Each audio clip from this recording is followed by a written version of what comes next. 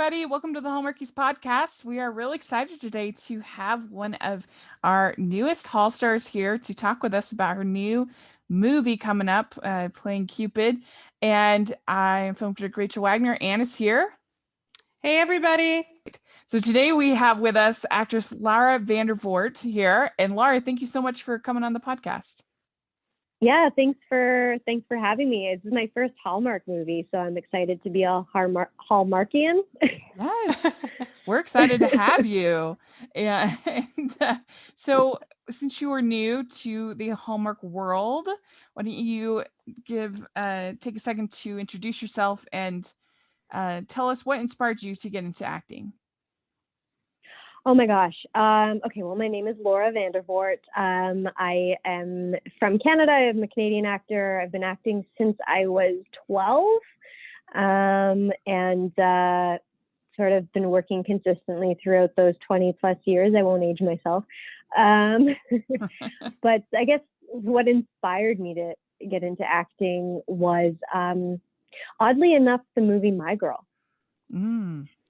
With Anna Klumsky, and I think what it was is she in the movie was the age I was when I was watching it, and I'd never related to anyone on camera before in such a dramatic role, and the performance she gave just kind of, for the first time in my life watching a movie as a kid, created all of these emotions in me. I mean, I was crying watching it. I'd never experienced that, and I just felt like that was something I wanted to try as a young kid. And my parents were hesitant because we didn't know anything about the industry. But I started off doing background work and commercials, and then eventually would book Disney movies and things like that. So that's sort of how it all started.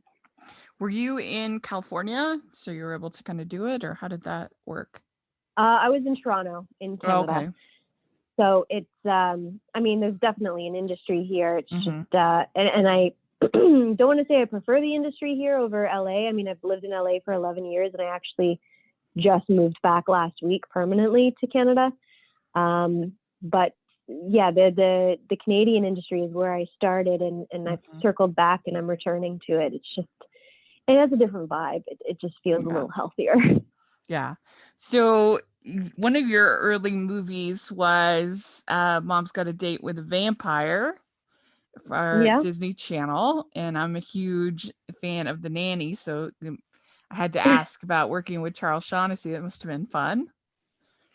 Charles was great. I think I was 15. I don't even know how old I was during that. But I was thrilled because I was working with Charles Shaughnessy and Caroline Rhea from Sabrina the Teenage Witch, which to me was like the coolest thing ever. And they were both amazing. Charles was such a sweetheart, and kind of taught myself and the other kids along the way about set and how it works. And same with Caroline. I mean, she was really sweet to all of us. That's great. Must have been a fun little movie to be a part of, to the whole vampire thing and everything, and be part of a Disney Channel. Yeah. Oddly, the vampire thing has followed me along in my career a little bit, and even just like the sort of supernatural, paranormal, sci-fi genre, even starting with like Goosebumps. It all started there, and I still kind of play in that pool still today. Yeah, Laura, that actually leads me to a question I have for you, because I'm a big supernatural fan. Outside of romantic comedies, supernatural shows are some of my favorites. And I saw you in Bitten and in V Wars, which, as you're saying, are both a big part of the supernatural world. And I wanted to just know what do you like about doing sci-fi shows and playing those really strong female characters? I think you hit the nail on the head there. I don't go out looking for, sci-fi in particular. It's just seems to be one of the only genres where I find those lead females who are strong and driven and intelligent. Ironically, that seems to only be in the sci-fi genre, which it shouldn't be. So I think that's what draws me to it, because I do enjoy playing those types of women who can take care of themselves. So that's kind of what draws me to it, not necessarily the genre itself as long as the woman stands for something and is relatable, and you know, women find themselves in the character in some way, that's important to me. Yeah, and for our listeners who don't know, on Bitten, Elena, part of her wolf pack was all the Hallmark hunks you love: Michael Xavier, Steve Lund, and Grayson Holt. And did you like working with them? Are they fun and as nice as they seem? And Greg Brick, don't forget Greg Brick. Yes. He's our alpha. Yes. Amazing. Yeah, the entire cast, the boys, my brothers, the most incredible men I've worked with, to be honest with you. I mean, we did 3 seasons of that show. We all, you know, got along really, really well, and still message one another. I just saw Michael a couple months ago before he went off to film. I mean, we're all kind of scattered across the provinces in Canada, but we're still pretty tight and talk when we can. So I couldn't have asked for a better group of men to be surrounded by, and not to mention, you know, they're all pretty hard to look at. So that was tough. Yeah, they're all pretty dreamy. What's it like? What's it like filming those like intense fight scenes that like Elena had? I mean, what kind of training and prep goes into something like that? I actually grew up doing martial arts. I have my 2nd degree black belts, which I got when I was 19. So that's come in handy for a lot of projects, including, you know, Supergirl, and for the women that I love to play, who can take care of themselves. So with Elena and Bitten, it was just stunt rehearsals for all of us, especially Grayson and I, who fight side by side on the show. So weekends we'd have a couple hours of rehearsals, and our stunt coordinator, John Stead, once he saw, you know, what we were capable of, he'd amp up the fight scene to fit our skill level. And I loved it. It was great to mix up the week of, you know, heavy emotional drama to then you just get a full day of kicking ass and throwing people around. It was a lot of fun. Yeah, she definitely threw a lot of people around. She was very, very strong. Well, that's awesome. That's really cool. Yeah, so you were just in A Christmas Exchange for Lifetime. And I've questions about this movie. So were you originally planning on going over to England for your character, but then it had to get changed because of COVID? Or was that always kind of the plan to sort of do sort of tricky camera work?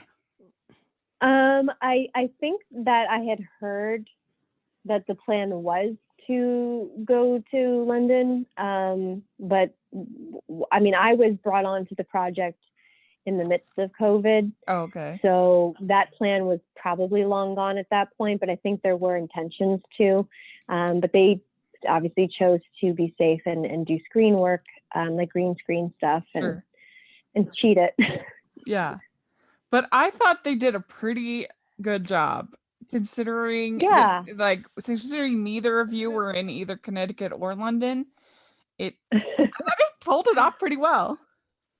Yeah, I think so. Brainpower, who's the company that did our movie, they have a great system. I mean, they own this wonderful house here up north in Ontario that they use for a lot of their productions that can be cheated for almost anything depending on the season.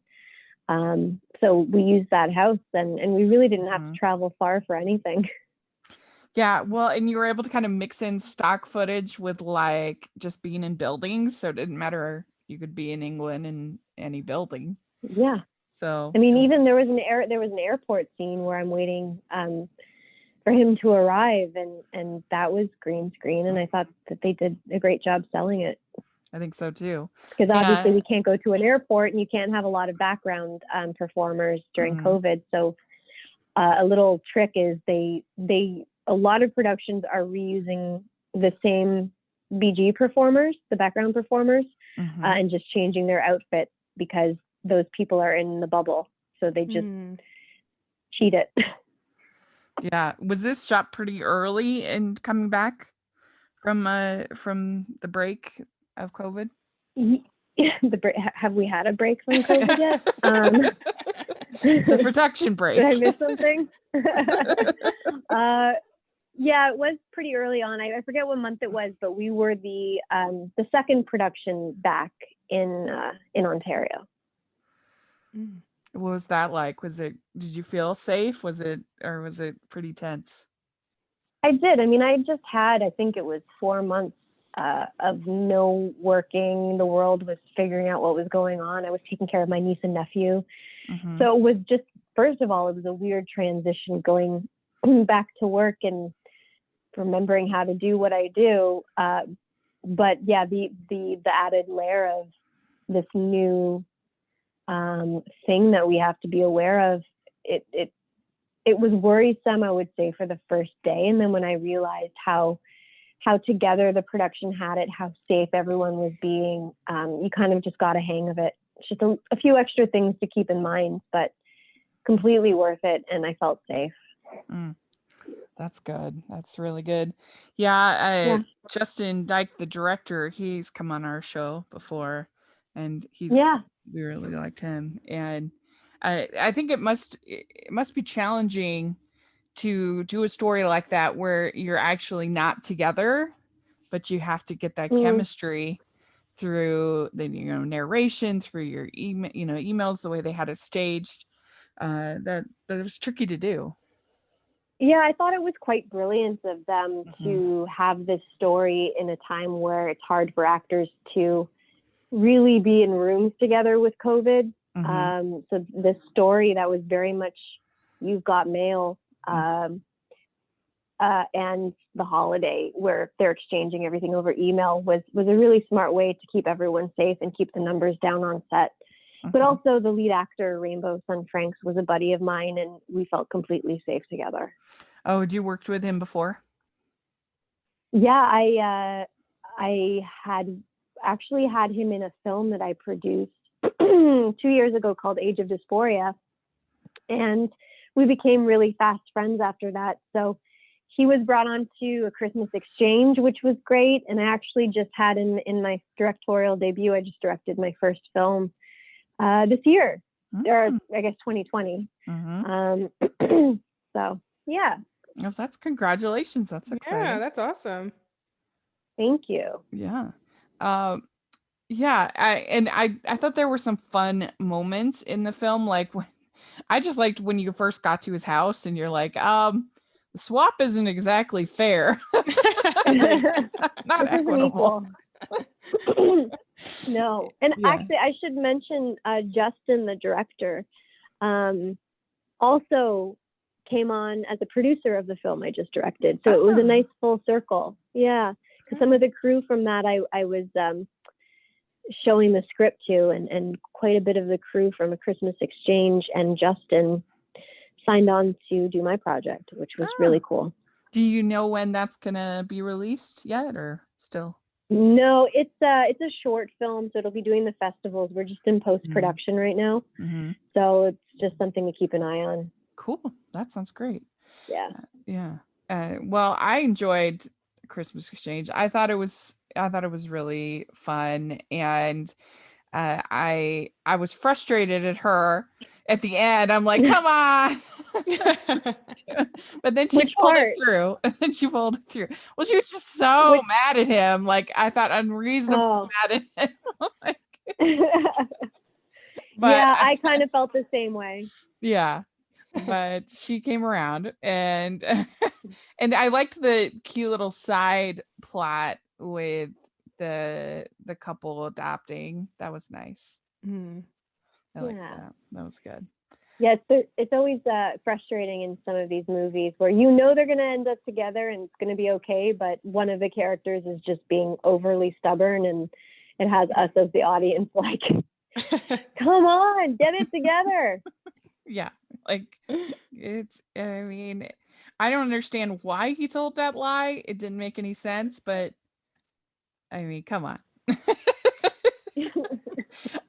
But really cool. So tell us a little bit about the new movie Playing Cupid coming up, and your character, what you can tell us, and how you got involved in the project.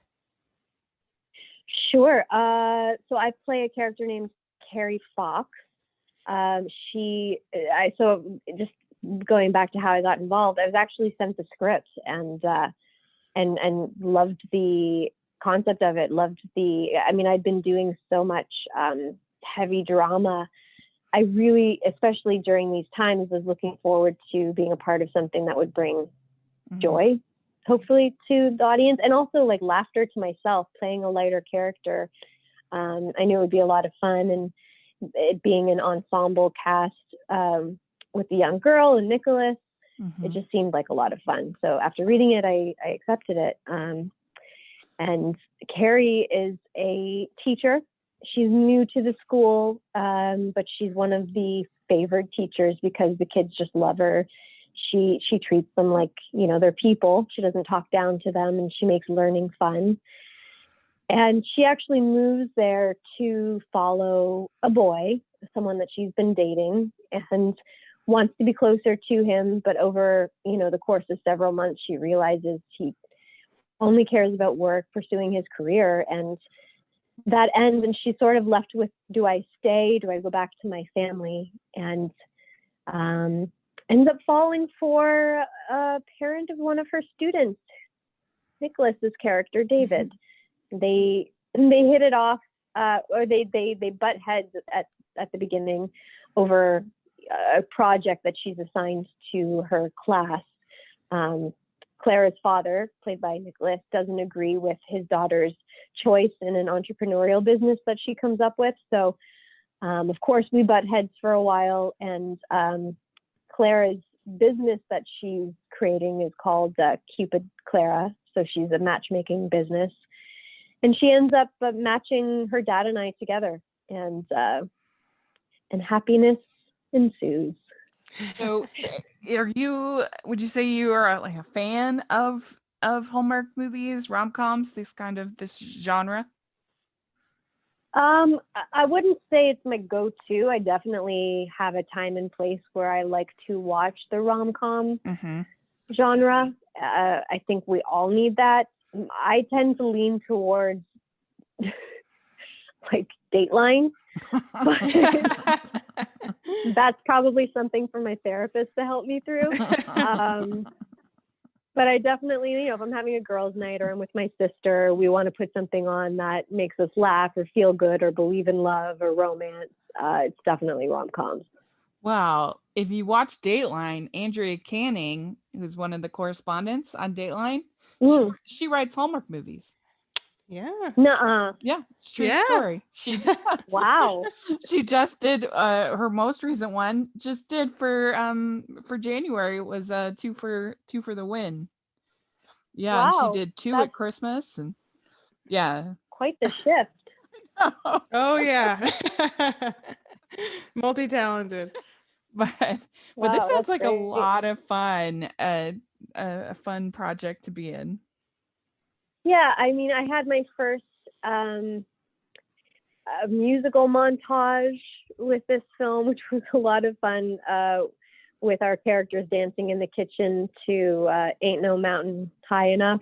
Oh, okay. So we had a great time with that. It was just overall, like, David Weaver was a fantastic director, and he really let us collaborate with him. And we had, Nicholas Gonzalez and I had ideas for the script. We were always going through it, like throwing ideas at one another. And not only was Hallmark really open to us just playing with some of it, but David, our director, was really, really welcoming with that sort of thing.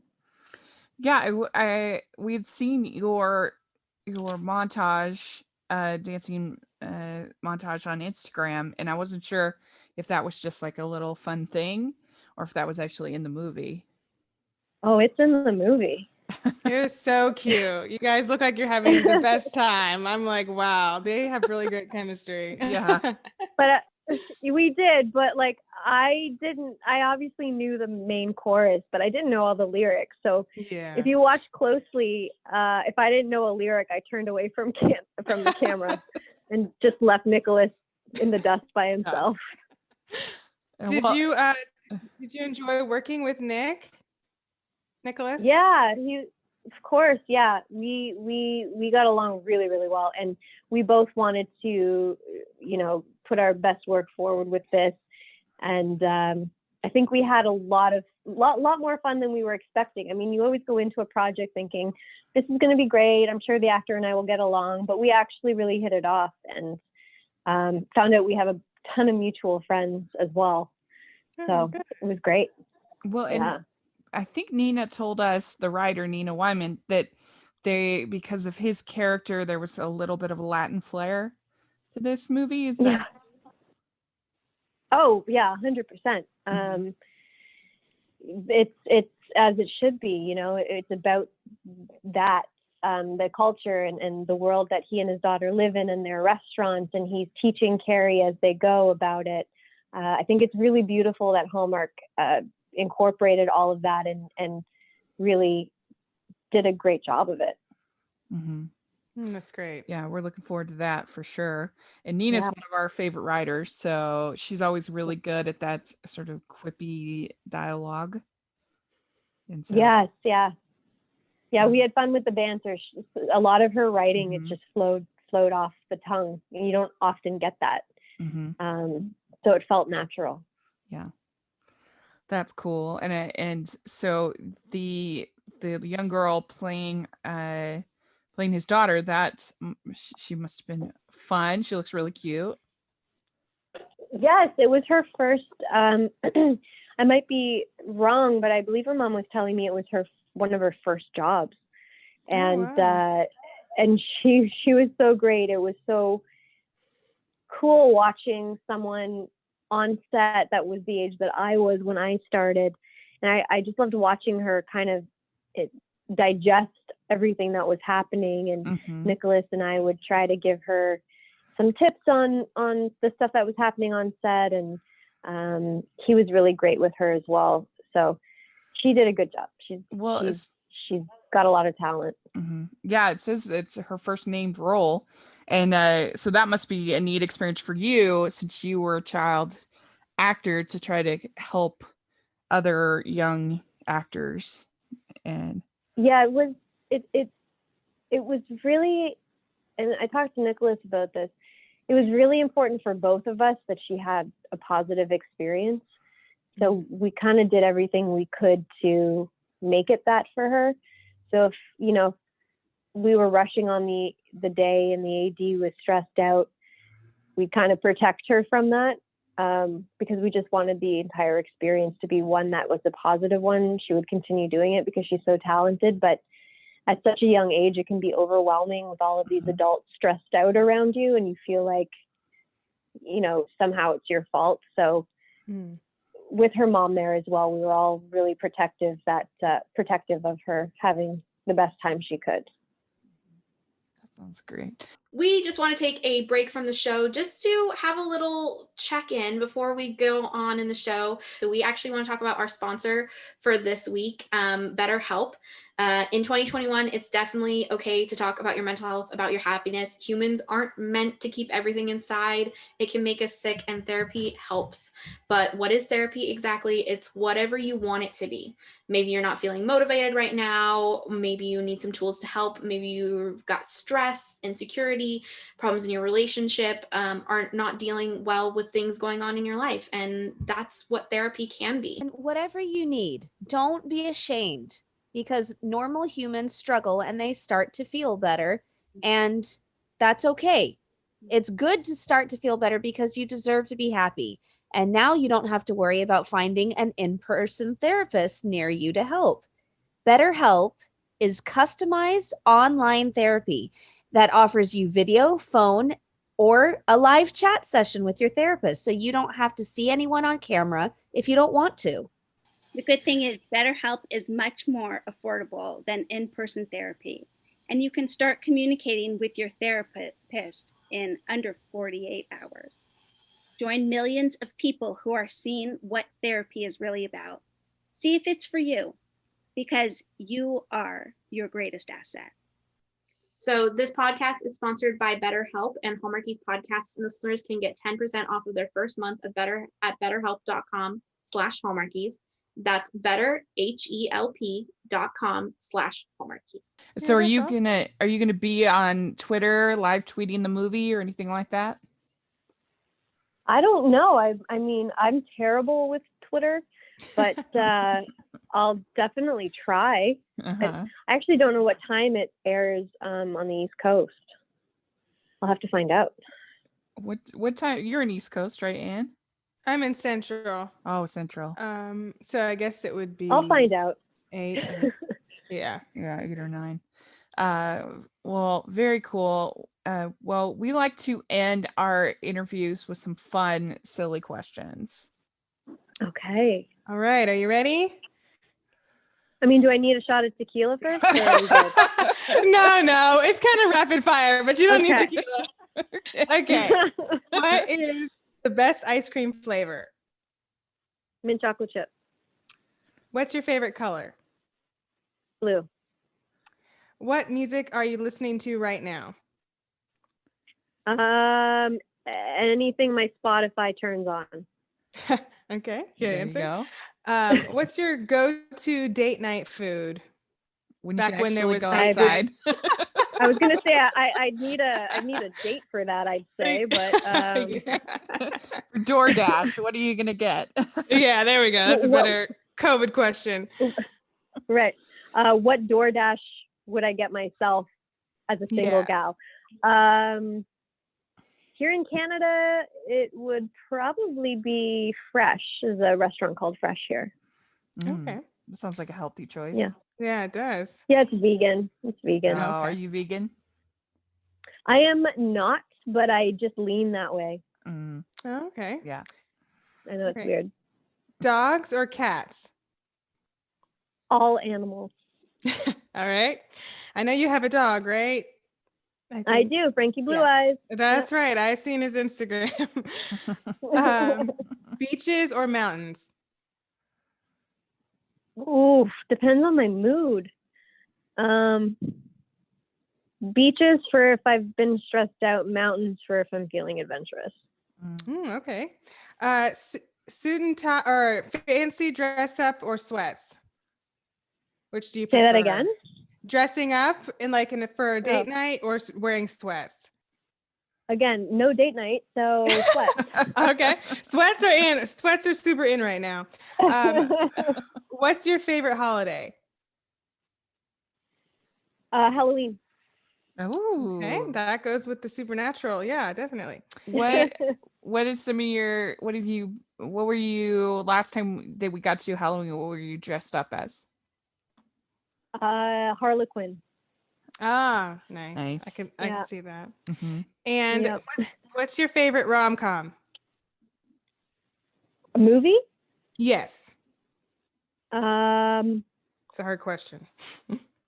Is Sleepless in Seattle a rom-com? Yeah. Yeah. It's I'd more say emotional, Sleepless in but Seattle. it's a good one. Yeah. Yeah, it's a good one. It's a mix between that and You've Got Mail. Okay. Yeah. Good ones. Classics. Nora Ephron fan. There. She wrote both of Yeah. those. Yeah. Very cool. Nice. Thank you so much. You passed the test, answered all the questions. Thank God. Cool. We had you sweating there for a minute. Am I allowed on this dating app now that I've passed? I guess so. Yeah. Send all inquiries into the podcast. We'll forward them to Laura. Thank you. Yeah. Well, we're really excited about the new movie and the other projects that you have coming up, and you'll have to let us know when they're going to be released. And we'll look forward to seeing it. And thank you so much for coming on and talking with us. Yeah, thank you, and thanks for watching Playing Cupid on the 13th. It's gonna be great. Yeah, we look forward to it. So, do you want to share your social media that you have? So I probably have to check my Twitter. My Instagram is at supervandy. That's VANDIE. And my Twitter is Vandykins22. Great. Well, we'll have that all in the description so people can follow you. And thanks again. It was really great to get to talk with you. and we'll be excited to see the movie. Thanks, guys. That was fun. Okay, bye. Bye-bye. Take care. So we'd like to thank Laura for coming on the podcast. This was great. And make sure you're following the podcast at Hallmarkies Pod and Hallmarkies Podcast all over social media. And Anne, where can people find you? You can find me on Instagram and Twitter at awscott21. Great. And you can find me at Rachel's Reviews all over social media, iTunes, YouTube, and on Rotten Tomatoes. You can check that out.